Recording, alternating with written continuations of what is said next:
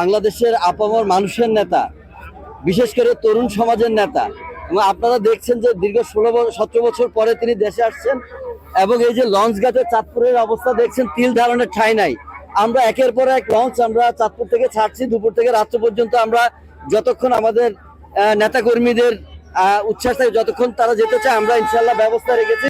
চাঁদপুর জেলা বিএনপির সভাপতি শেখ ফরিদ আহমেদ মানিক ভাই, চাঁদপুর ধানের শীষের মনোনীত প্রার্থী, তিনি সবার যাওয়ার সুন্দর ব্যবস্থা করেছেন। আমরা আশা করছি আজকে আমরা চাঁদপুর থেকে অন্তত 1 লাখের কাছাকাছি লোক চাঁদপুর থেকে আমরা যাব এবং তারেক রহমানকে বাংলাদেশের ইতিহাসের সবচেয়ে স্মরণীয় সম্বর্ধনা বাংলাদেশবাসী দিবে ইনশাল্লাহ।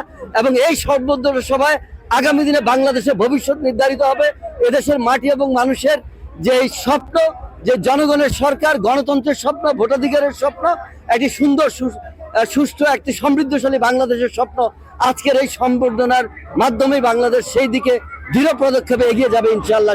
একজন ক্ষুদ্র কর্মী হিসাবে তারেক জিয়া বাংলাদেশে আসতেছে, এই আনন্দিত হয়ে আমরা মুগ্ধ যে আমরা অনেক দিন পরে এমন এক নেতাকে আবার আমরা সশক্তি যত দূর থেকেই হয় দেখতে পাবো, যেই নেতার জন্য বাংলাদেশ অপেক্ষা করছে, যেই নেতার জন্য এই দেশের গণতন্ত্র অপেক্ষা করছে, যেই নেতার জন্য বাংলাদেশের মানুষ ভবিষ্যতে এই বাংলাদেশে একটি সুন্দরভাবে বসবাস উপযোগী দেশ হিসাবে যেই নেতা এই দেশকে গড়ে তুলবে, এই আশা নিয়ে বসে আছে।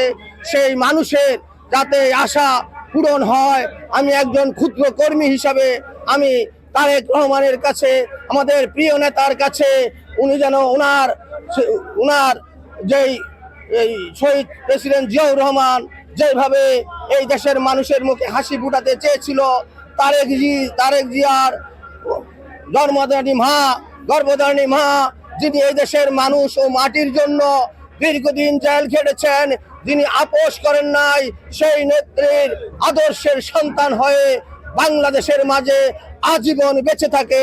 আমি একজন ক্ষুদ্র কর্মী হিসাবে এইটাই ওনার কাছে প্রত্যাশা করি। 25শে ডিসেম্বর জাতীয়তাবাদী যুবদলের আবেগের সর্বোচ্চ স্থান বিএনপির ভারপ্রাপ্ত চেয়ারম্যান দেশনায়ক তারেক রহমান বাংলাদেশের আগামী দিনের আমরা প্রত্যাশা করছি বাংলাদেশের প্রধানমন্ত্রী। যেহেতু যুবদলের সর্বোচ্চ আবেগের স্থান তারেক রহমান, উনি আগামীকাল বাংলাদেশে আসছেন, স্বাভাবিক কারণেই আজকে যুবদলের নেতাগুলো উৎফুল্ল আনন্দিত।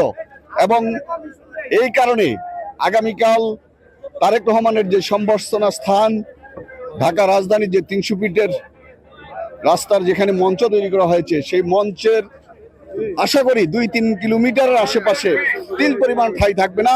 যুবদলের নেতাকর্মীরা সারা বাংলাদেশ থেকে কোটি কোটি যুবদলের কর্মীরা সেখানে উপস্থিত হবেন। তেমনি ভাবে চাঁদপুর জেলা যুবদল 8টি উপজেলা এবং 7টি পৌরসভার আমরা প্রত্যাশা করছি চাঁদপুর থেকে প্রায় 10,000-এরও অধিক যুবদলের নেতাকর্মীরা আজকে রাতের মধ্যেই ঢাকা অবস্থান করবে। এবং আমরা প্রত্যাশা করছি সারা বাংলাদেশের মানুষ এতদিন যে আশায় বুক বেঁধেছিল যে তারেক রহমান বাংলাদেশে এসে বাংলাদেশের হাল ধরবে এবং বাংলাদেশের নেতৃত্ব দেবে, এবং আগামী দিনে যে জাতীয় সংসদ নির্বাচন, এই সংসদ নির্বাচনের পরে তারেক রহমান রাষ্ট্র ক্ষমতায় অধিষ্ঠিত হবেন এবং রাষ্ট্রপ্রধান হবেন। এবং মানুষের যে দীর্ঘদিনের প্রত্যাশা, গণতান্ত্রিক অধিকার, এবং এতদিন যে ফ্যাসিস্টের কারণে এদেশের মানুষ নির্যাতিত ছিল, নিপীড়িত ছিল, তার থেকে বাংলাদেশের মানুষ মুক্তি পাবে ইনশাআল্লাহ। 3 আসনের আমরা অন্তত 1000-10 লোক ঢাকার উদ্দেশ্যে রওনা দেওয়ার জন্য প্রস্তুতি নিচ্ছি। আমাদের অনেক লোক সকাল থেকে চলে যাচ্ছে।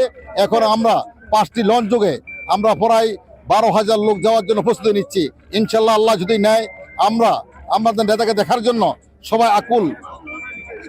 আকুলভাবে অনুভূতি প্রকাশ করছে যে আমরা নেতাকে দেখতে যাব, আমরা নেতাকে দেখবো ইনশাল্লাহ। আমরা নেতা দীর্ঘায়ু কামনা করি। আগামী দিনে এই নেতা বাংলাদেশের মসনদে বসবে, এটা আমাদের বিশ্বাস।